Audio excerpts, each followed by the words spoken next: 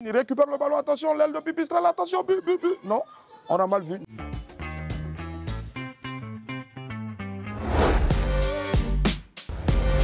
C'est mon premier souvenir de football. Je pense qu'une année, mon père, on avait à la maison une télé cathodique. Tu vois, les télévisions que quand tu viens, quand ça fait tch, on vient, on gifle ça et puis ça remarche là. C'était une Hitachi. C'était la seule du quartier, en griffe qui dans le bâtiment, où même si ça faisait tch, il y avait toujours de la couleur. Elle n'a jamais marché en noir. Et sur cette télé-là, je regardais bien sûr mes premiers matchs de football. À l'époque où tu avais les JJ Okocha, tu avais les Nwanko Kanu, les Babangida et autres. Franchement, beau souvenir. Mon maillot préféré, ben, évidemment, point besoin de demander, c'est le maillot que je porte ici, là, le maillot du cacao, le maillot de la Téké.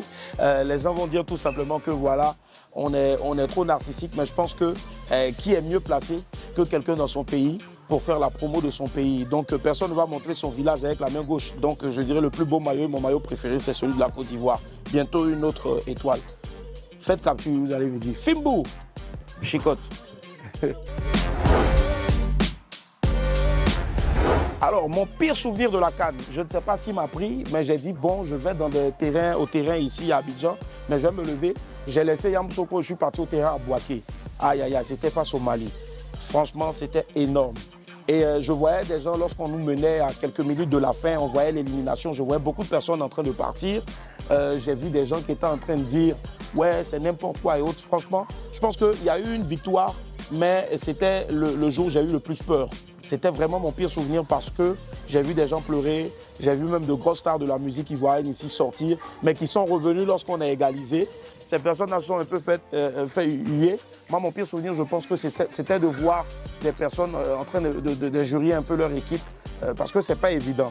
C'est pas évident. Avoir la pression de toute une nation et même de ses clubs.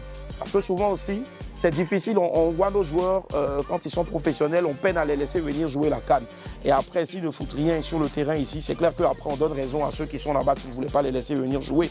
Donc, tu vois, c'est un pire souvenir de voir son équipe se faire huer et autres. Mais Dieu merci, on a remporté. Salut, dédicace spéciale au Mali. Mais mon meilleur souvenir de la CAN, bien sûr, c'était la finale. La finale, c'était impressionnant. On a vu tous les enfants de Côte d'Ivoire chanter à l'unisson, danser à l'unisson, l'Abidjanaise. Quand le match battait son plein et qu'on pensait que ça allait être compliqué avant le but de Haller, tu vois comme ça, on chantait l'Abidjanaise encore, on chantait le coup du marteau, on chantait toutes les chansons et autres. On était là dans la joie, même avec nos amis du Nigeria. Franchement, c'était beau et je dirais même que c'est toute la CAN qui était mon plus beau souvenir. Quel type de joueur j'étais sur le terrain? Bon, j'étais ce gars-là qui restait derrière parce que, voilà, et quand j'étais plus jeune, je suis toujours jeune, hein, je tiens à le préciser, mais quand j'étais encore au lycée et autres, à cause de ma forme de maigrichon, soit on me classait, soit on ne me classait pas. Mais quand on me classait, j'essayais de me tenir à carreau et puis faire ce que j'avais à faire pour ne pas qu'on me fasse sortir, en fait.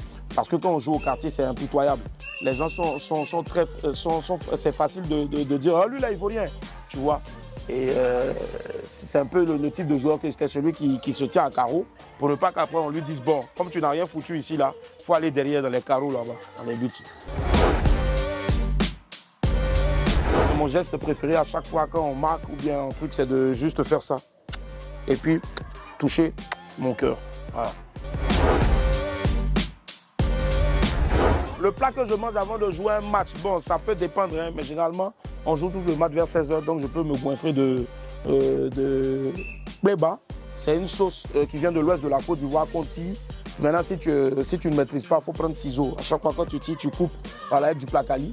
Ou bien ça dépend de ce qu'il y a trouvé. Par exemple, nous, enfants de Racikoji, tu ne cherches pas à avoir plat préféré. C'est ce qu'on prépare, que tu manges, et puis après, tu t'en joué. Tu vois.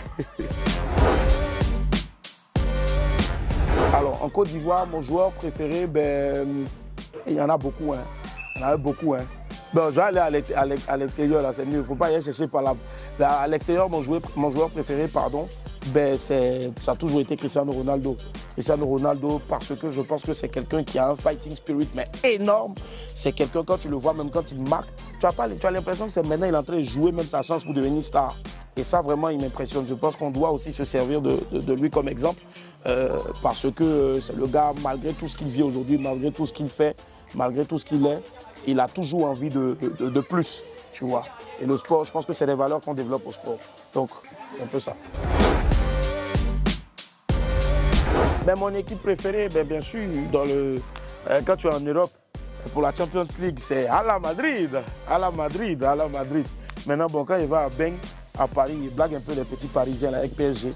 Et depuis que notre petit là, est parti de l'autre côté chez les Blancs, ben, que faire?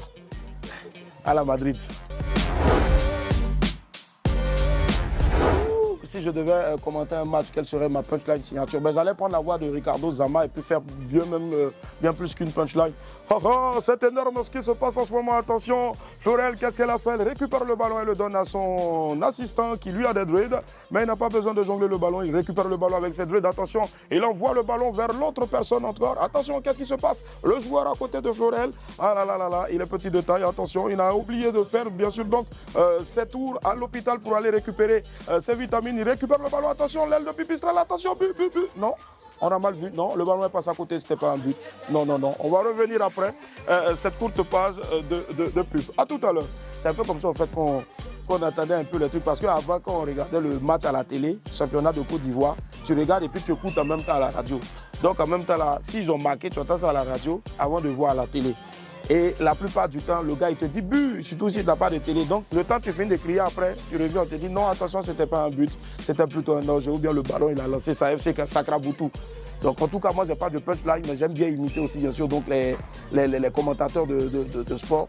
Avant, je faisais beaucoup Cyril Linette, mais j'ai plus sa voix, tu vois. Et là, maintenant, on est plus avec le vieux père Ricardo Zama, qui pour moi est un des meilleurs commentateurs de foot en Côte d'Ivoire et puis dans la sous-région.